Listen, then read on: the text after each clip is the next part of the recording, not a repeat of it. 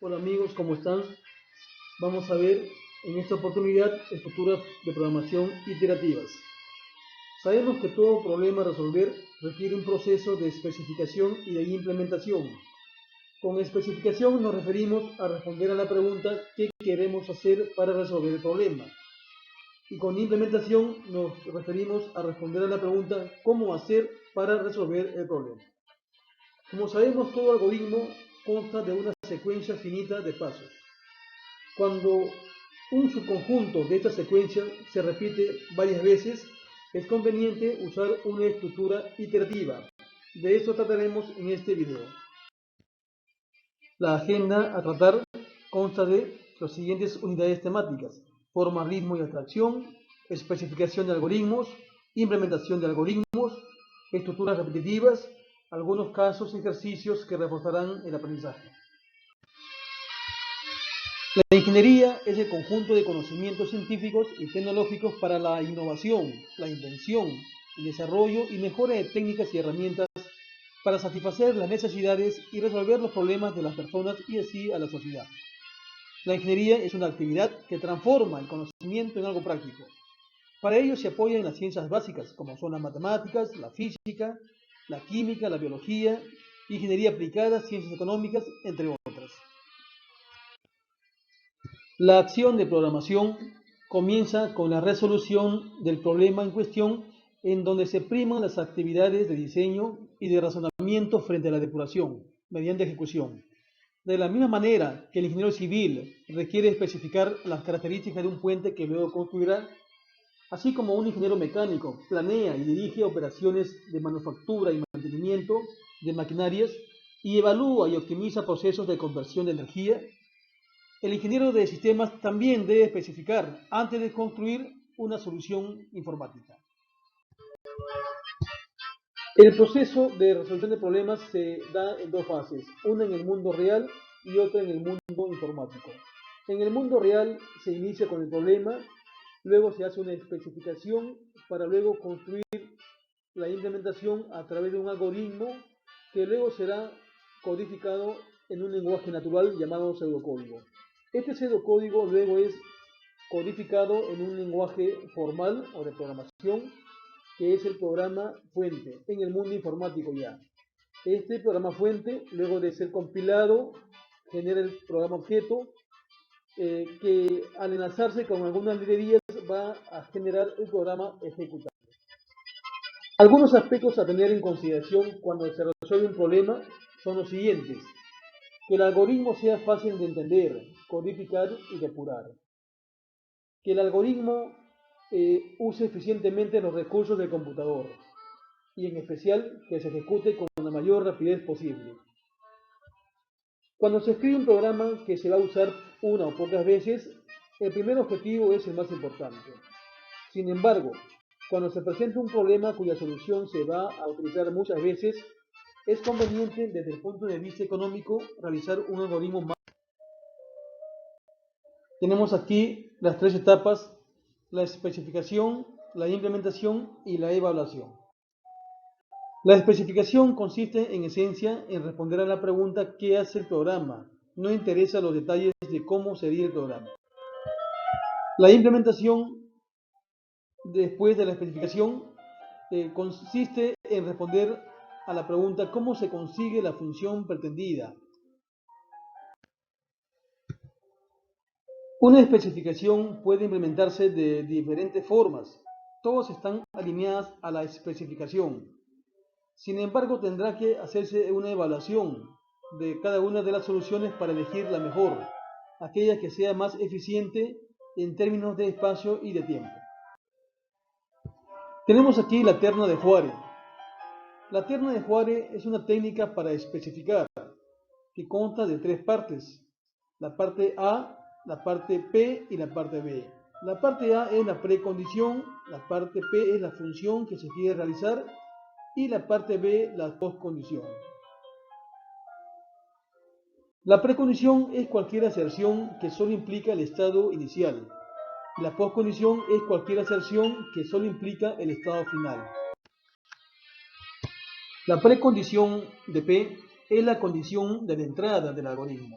nos indica los requisitos, las condiciones que deben cumplir los datos de entrada que ya han sido identificados. Por otra parte, la postcondición de P nos indica cómo se obtiene la salida esperada. La terna de Huard, como su nombre lo indica, consta de una precondición,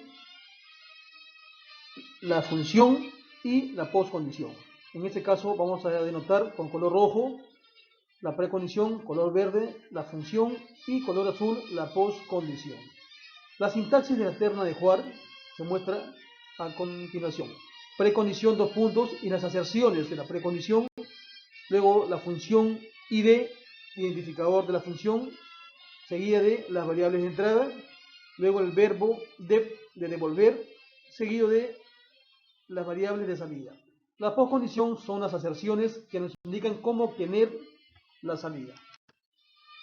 Les sugiero revisar los ejemplos del video Algoritmos secuenciales, especificación e implementación, porque allí se ven muchos ejemplos sobre algoritmos iterativos. Tenemos el tratamiento secuencial, tratamiento condicional y tratamiento iterativo. Habíamos dicho que un algoritmo consta de una secuencia de pasos. Cuando estos pasos constituyen un tratamiento secuencial, quiere decir que cada paso no depende de ninguna condición, sino de todos los anteriores y se ejecutan una sola vez, entonces usamos un tratamiento secuencial. Cuando un bloque de pasos depende de una condición para su ejecución, usamos un tratamiento condicional. Y cuando un bloque de pasos se va a repetir muchas veces, dependiendo de una condición, usaremos un tratamiento iterativo. Un algoritmo consta de una secuencia finita de pasos. Cuando un paso depende de los pasos anteriores, estos se van a ejecutar en orden estrictamente secuencial, una vez cada uno. Cuando un conjunto de pasos depende de una condición, en este caso se usa una estructura condicional. Cuando un conjunto de pasos se va a repetir varias veces y va a entregar una lista de resultados, se utiliza una estructura iterativa, como se muestra en el gráfico. El tratamiento se va a realizar tantas veces como la condición es verdad. Cuando ya es falso, sale del bucle y continúa su ejecución de los siguientes pasos. Tenemos el ejemplo 1, mostrar los 10 primeros números naturales. La especificación nos muestra la entrada y salida. No existe entrada, dado que no se va a leer ningún dato. Las salidas son los 10 primeros números, de 1 al 10. La precondición en color rojo está vacía. La función denominada muestra 10 números no recibe ningún argumento, por eso es que no hay nada entre los paréntesis, y devuelve los números de 1 al 10. La postcondición son los números de 1 al 10. Tenemos ahí la implementación en lenguaje de pseudocódigo y su codificación en lenguaje C. La acción muestra 10 números, tenemos inicio y fin. El primer paso asigna a la variable C el valor de 1 y luego, mientras C sea menor o igual que 10, va a repetir los siguientes pasos. Primero, escribir el valor de C, que vale 1, luego C se incrementa en 1, pasa al valer 2. Pregunta nuevamente si C es menor o igual que 10. Como 12 es menor o igual que 10, nuevamente ingresa al ciclo y escribe el valor 2. Luego C pasa a 3 y así sucesivamente hasta que C llega a 10. Tenemos la codificación en lenguaje C. Void main declara C de tipo entero, inicializa C en el valor 1 y luego ejecuta la sentencia iterativa while. While C menor o igual que 10, ejecutar dos pasos. Console output code, entre comillas, valor de C seguido de el valor de la variable C. Luego se incrementa C con la instrucción C++. Regresa al while y pregunta nuevamente si C es menor o igual que 10. Esto se va a repetir 10 veces. Tenemos ahora el diagrama de flujo para la implementación. Tenemos aquí la ejecución del programa. Veamos el ejemplo 2. Queremos mostrar los n primeros números naturales. Este ejemplo es similar al anterior, con la diferencia de que ahora la cantidad de números no es conocida, sino se va a repetir n veces. En este caso la entrada es n y la salida son los n primeros números. El diagrama de entrada y salida toma como entrada n y arroja como salida los valores de 1 hasta n. La precondición ahora es n entero positivo y la función muestra n números, toma como entrada n de tipo entero y devuelve los números de 1 a n. Y la postcondición es en azul los valores de 1 hasta n. Tenemos la implementación. El pseudocódigo muestra 10 números. Primero asigna c igual a 1, lee n y mientras c sea menor o igual que n, escribe el valor de c, es decir 1. Luego c se incrementa en 1, ahora vale 2 y repite el mientras hasta que c sobrepase el valor de n. Tenemos a la derecha la codificación en lenguaje C. Tenemos ahora el diagrama de flujo y su ejecución para n igual 10. Veamos ahora ciclo con condición en la salida. Nótese que en el diagrama el rombo, es decir, la condición, se encuentra después del tratamiento, de tal forma que el tratamiento se va a repetir tantas veces hasta que la condición sea verdad. Es decir, cuando la condición es verdad sale del bucle, cuando es falso sigue en el bucle. Veamos el ejemplo 3. Hallar los cuadrados de los enteros comprendidos entre 1 y n. En este caso se ingresa el valor de n, la cantidad de números, y luego para i desde 1 hasta n se va a mostrar i por i, es decir, i al cuadrado. Tenemos la especificación, la entrada es n y la salida será el cuadrado de i para i desde 1 hasta n. Tenemos el diagrama de entrada y salida con entrada n y la salida los cuadrados de los números. Y tenemos la terna de Juárez, la precondición, la función y la postcondición. Tenemos la implementación, acción muestra cuadrados. Primero inicio, luego i igual 1, leer n y repetir los dos pasos, escribir i por i y luego incrementar i en i más 1 hasta que i sea mayor que n. Este repetir se va a repetir n veces. Tenemos a la derecha la codificación en lenguaje C. Mostramos la ejecución del programa. Vemos que el cuadrado de 1 es 1, el cuadrado de 2 es 4, el cuadrado de 3 es 9, hasta el final el cuadrado de 10 es 100. Ejemplo 4. Se quiere verificar si un número es perfecto. Sabemos que un número es perfecto si la suma de todos sus divisores, excepto el mismo, es igual al mismo número. Por ejemplo, 4 no es perfecto, dado que sus divisores son 1 y 2 y la suma es 3, diferente a 4. En cambio 6 sí es perfecto, porque sus divisores son 1, 2 y 3, cuya suma es 6, por tanto es perfecto. 8 no es perfecto y 28 sí es perfecto. En este caso la entrada es n, el número que se quiere verificar, y la salida será un mensaje, es perfecto o no es perfecto. Un número es perfecto si es igual a la suma de sus divisores propios positivos. Es decir, es aquel que es amigo de sí mismo. Así, 6 es un número perfecto porque sus divisores propios son 1, 2 y 3. Y 6 es igual a 1 más 2 más 3. Los siguientes números perfectos son 28, 496 y 8128. Vemos ahí el diagrama de flujo principal que lee n, inicializa i con el valor de 1 y luego pregunta si i es menor que n. Si es así, verifica si i es divisor de n. Esto se hace en el rombo preguntando si n módulo i es igual a 0. Si esto es verdad, se suma a s el valor de i. Si no es verdad, no se suma. Luego se incrementa i y vuelve a preguntar en el rombo si el nuevo valor de i es menor que n. Esto se va a repetir para todos los valores de i. Cuando i ya es igual a n, sale del bucle y sigue con el conector A. En el conector A pregunta si S, que es la suma de los divisores, es igual a N. Si eso es verdad, se emite el mensaje es perfecto. Si no es verdad, se emite el mensaje no es perfecto. Tenemos ahora el pseudocódigo acción perfecto y su codificación en lenguaje C. Vemos que en el pseudocódigo primero leemos n e inicializamos el valor de i en 1 y luego preguntamos con un ciclo mientras si i es menor que n. Si es verdad, preguntamos si el valor de i es divisor de n. En ese caso a s se le suma el valor de i. Si no es divisor, no se suma.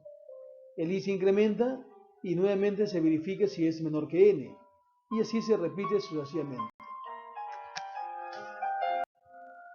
Tenemos allí la ejecución para dos valores.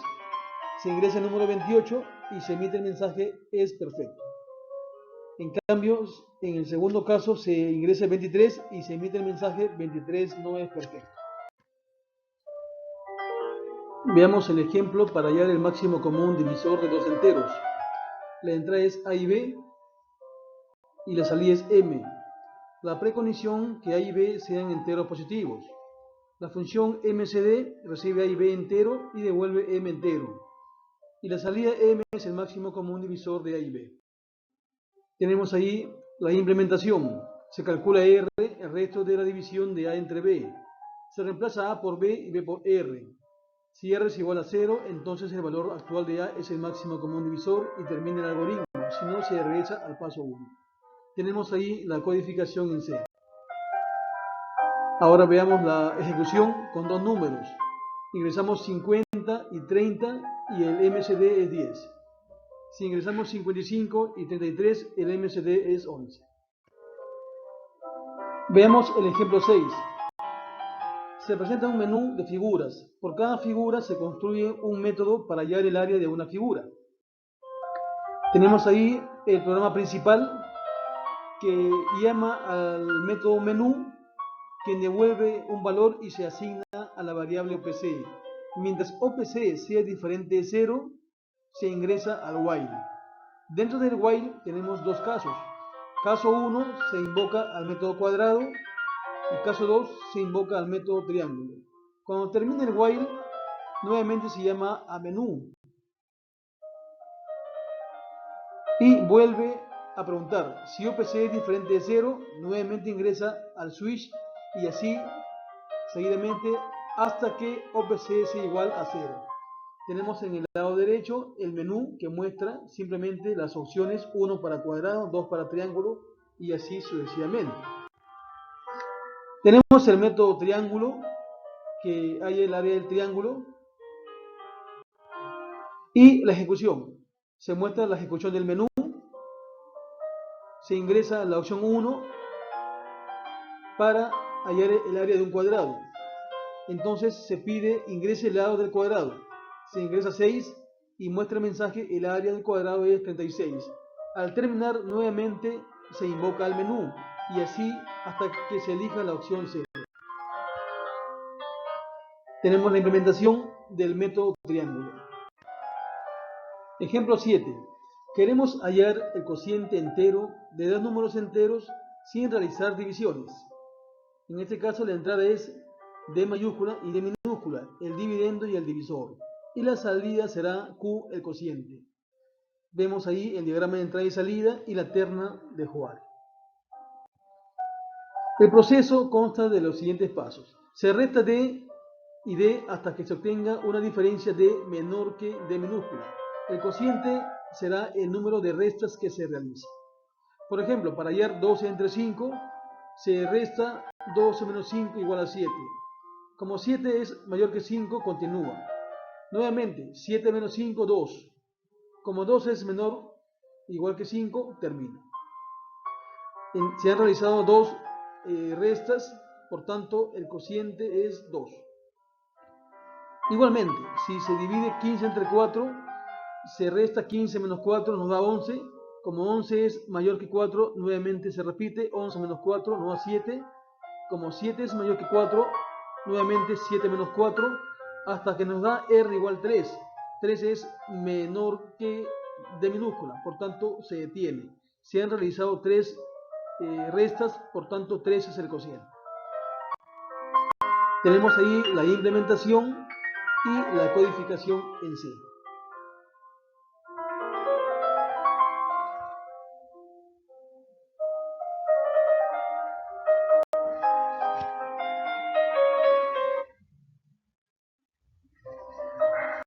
Tenemos ahí la ejecución para dos casos. 15 entre 5 nos da 3, 30 entre 6 nos da 5.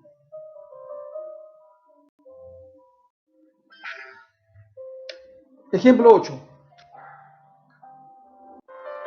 Y la salida será un mensaje n es primo o no es primo. El algoritmo consiste en buscar un divisor de n entre 2 y la raíz de n. Tenemos que notar que mientras se hace la comparación d por d menor o igual que n, en lugar de d menor o igual que n. Esto es debido a una propiedad matemática que refiere que para verificar si un número n es primo, no es necesario hallar divisores entre 1 y n. Basta que no existan divisores entre 1 y la raíz de n para determinar si n es primo o no. Tenemos ahí la implementación de la acción primo. Lee n, primo igual 0, d igual 2. Se inicia con 2, el valor de d, dado que 1 es divisor de cualquier número. Mientras d por d sea menor o igual que n y primo sea igual a 0, se pregunta si n módulo 2 es 0. En ese caso, primo del valor 0 pasa a valor 1. De tal forma que en la siguiente iteración falla la condición y sale del mientras. Si primo es igual a 1, escribe no es primo, de lo contrario escribe sí es primo. Tenemos a la derecha la codificación en C. Tenemos ahí la ejecución para verificar 18 no es primo, 23 sí es primo. Otra forma de iteración es el tratamiento iterativo con contador. En este caso se usa la iteración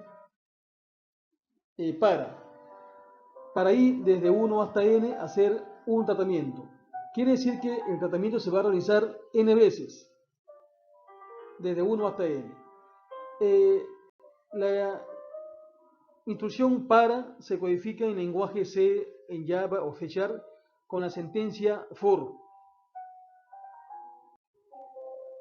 Ejemplo 9. Muestra los 10 primeros números. En este caso no existe entrada porque ya se está indicando que son 10 números. Y la salida son los 10 primeros números. En este caso usamos una estructura para C desde 1 hasta 10, escribir el valor de C. Cuando C vale 1, se escribe 1. Cuando C vale 2, se escribe 2 y así sucesivamente. Tenemos la codificación en C y la ejecución. Ejemplo 10. Hallar la suma de los n primeros términos de la asociación 2, 3, 7, 13 y 27. En este caso la entrada es n y la salida es suma. La suma de los n primeros números de la asociación. Para ello se requiere construir el patrón de formación de cada término de la asociación. En este caso, S sub i es igual a 2 cuando i vale 1, S sub i igual 2 por S sub i menos 1 cuando i es par, y 2 por S sub i menos 1 más 1 cuando i es impar. Entonces, el diagrama de entrada y salida toma n como entrada y suma como salida. La precondición es que n sea entero positivo y la postcondición es que suma se obtiene con la sumatoria de S sub i para ir de 1 hasta n, donde cada S sub i está formado por el patrón de formación determinado. Tenemos ahí la implementación y la codificación en lenguaje C. Nótese que usamos una estructura para en el pseudocódigo, ¿no? Para ir de 2 hasta n, repetir si i módulo 2 es igual a 0, es decir, si 2 divide i, entonces s es igual a 2 por s menos 1. De lo contrario, s es igual a 2 por s más 1. En la codificación en C, la estructura para se reemplaza por un for. for i igual 2, punto y coma, i menor o igual que n, punto y coma, i más. Tenemos ahí la ejecución de la solución. Probamos cuando n vale 7, se suman 2 más 3 más 7 hasta 107, la suma es 212. Cuando n vale 11, se suman 11 términos de la sucesión, donde la suma es 3412. Veamos otro ejemplo. Sea A un arreglo de 3 caracteres, P, Q y R, y se quiere hallar las permutaciones de estos 3 elementos. Tenemos ahí una muestra, permutaciones de P, Q y R. Algunas son PQR, PRQ, PRP, QPR, hasta RQP. La implementación muestra dos for o dos para i de 1 hasta 3, luego para j de 1 hasta 3. Si i es diferente a j, se hace k igual 6 menos i menos j y se escribe el a sub i, a sub j y hasta k. En este caso se está usando un vector de 3 caracteres.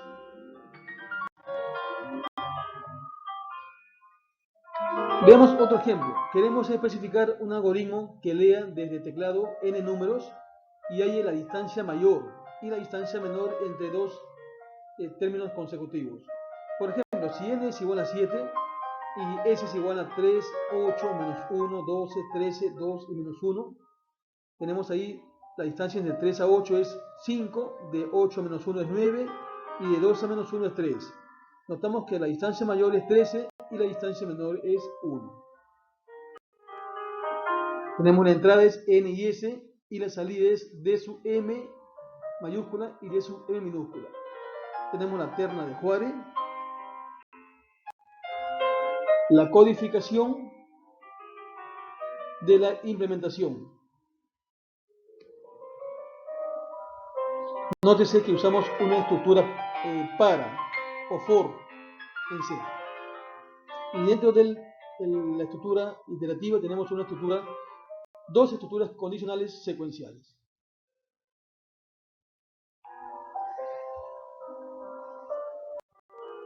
Tenemos ahí la ejecución. Veamos otro ejemplo. Ejemplo 13. El crecimiento de la población es a menudo geométrico. Por ejemplo, se duplica cada 5 años. O exponencial, aumenta a una tasa creciente. Para el crecimiento geométrico, la tasa es población con identificador P es igual a por 1 más R a la N, donde A es la población inicial, R es la tasa anual de crecimiento, N el número de años y P la salida es la población después de N años. Entonces la entrada es A, R y N y la salida será P. En este caso dejamos como ejercicio construir la terna de Juárez y la implementación. Veamos el ejemplo 14. Se ingresan 5 edades, se quiere mostrar la mayor edad, la menor edad y el promedio de las edades.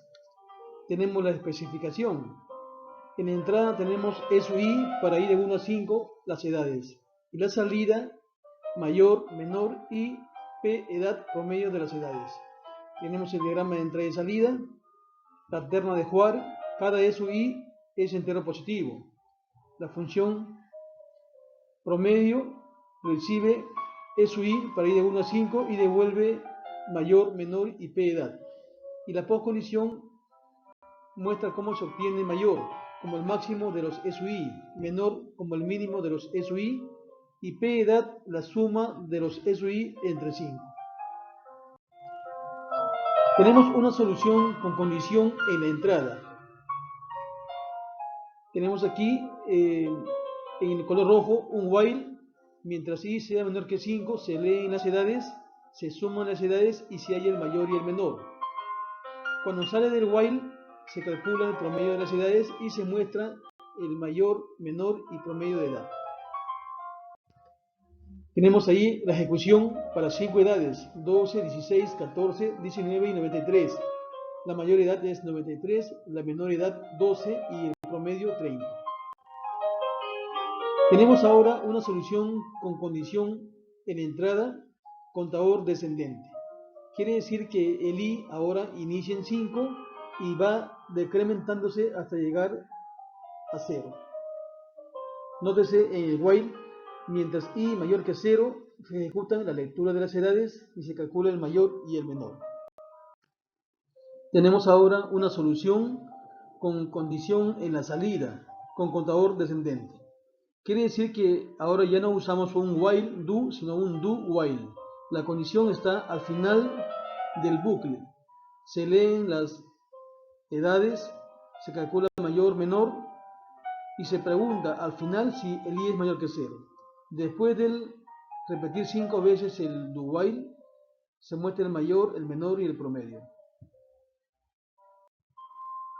Tenemos ahora una solución con contador. Hacemos uso de la sentencia for. Para ir de 1 hasta 5 incluso, leemos las edades, se calcula el mayor y el menor, y luego de ejecutar 5 veces, después del for se muestra el mayor, menor y promedio de edades. El siguiente ejemplo, hay el promedio de notas de n alumnos con la siguiente fórmula. Promedio final es igual al doble del promedio de exámenes más el promedio de prácticas entre 3. El promedio de exámenes es igual al examen 1 más el examen 2 entre 2. Y promedio de práctica es igual a la práctica 1 más práctica 2 más práctica 3 entre 3. Tenemos aquí el programa principal, el main, que pide la cantidad de alumnos en la variable num_alum. Luego invoca a proceso, que se va a encargar de ingresar las notas de los alumnos y hallar los promedios. Para ello, primero se declaran las variables como globales. Tenemos aquí la función proceso. Esta función se encarga de calcular para cada alumno el promedio de sus exámenes y prácticas. Asimismo, calcula o acumula la suma de promedios que va a ser devuelta a la función principal para mostrar el promedio general. En este caso se utiliza una estructura repetitiva con contador.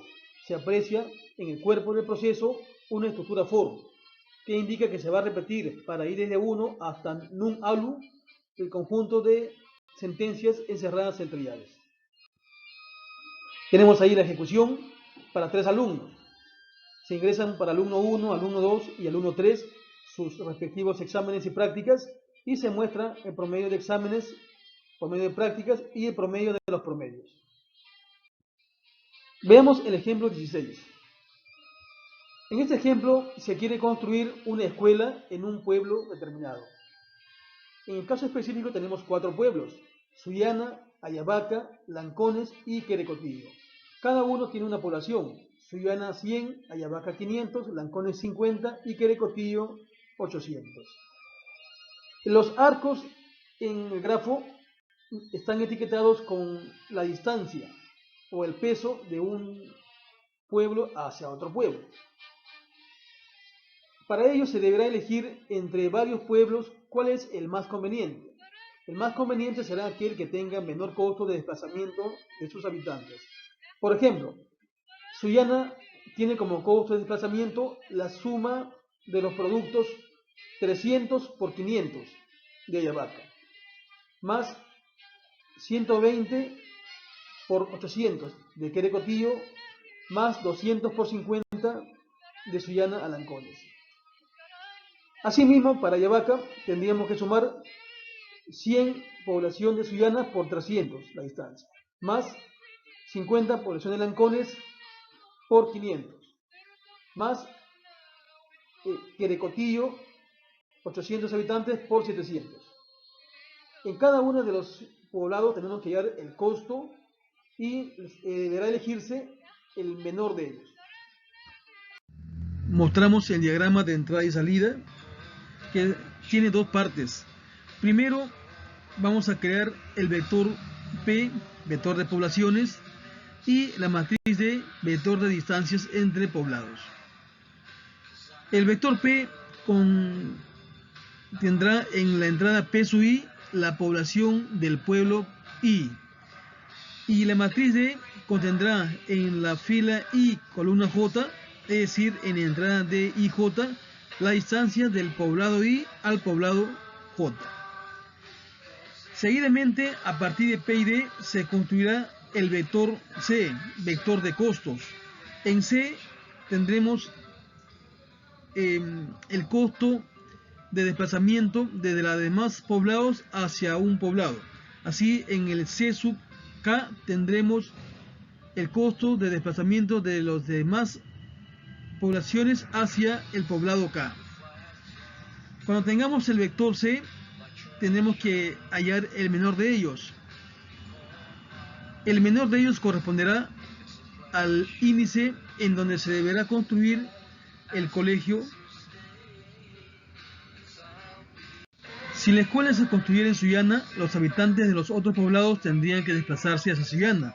Por tanto, el costo de desplazamiento sería 500 por 300 más 800 por 120 más 50 por 200, que corresponde a 256.000. El programa tendrá que hallar el costo de desplazamiento para cada poblado y elegir el menor de ellos. Como se ve, se requiere una matriz para almacenar las distancias de I, J del poblado I al poblado J. Tenemos la codificación en C. Primero mostramos el método ingresa, que permite ingresar los datos de los nombres de los poblados en el vector nombre. Asimismo, en el vector P almacena las poblaciones de cada poblado, y en la matriz D las distancias entre poblados. Tenemos ahora la función proceso, que se encarga de procesar los datos de las matrices y los vectores para hallar la distancia menor. Finalmente tenemos la función salida, que muestra el nombre del poblado en donde se construirá el colegio. El principal invoca primero ingresa, luego proceso, finalmente a salida. Tenemos ahora la ejecución para una muestra de datos. Mostramos ahora algunas referencias bibliográficas para complementar lo mostrado en este video, y les invito a suscribirse al canal para poder compartir videos sobre estructuras secuenciales, estructuras condicionales, así como estructuras de datos, vectores, matrices, listas.